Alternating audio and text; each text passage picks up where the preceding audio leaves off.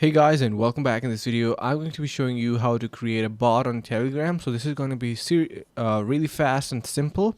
So bots are basically built using BotFather, which is basically a parent bot in Telegram, which is used to create apps, bots, and everything that you like. So it is basically same on iPhone and Android, whatever device that you're using. Search for BotFather in this section, just like this, and click on Start. So the next game is gonna be selecting through whether you want to create a new bot. So type in here new bot, just like this, and send it. You can see you have created a malicious bot that was banned on Telegram. Please note, basically our bot is created, so it is just telling us that it is now created.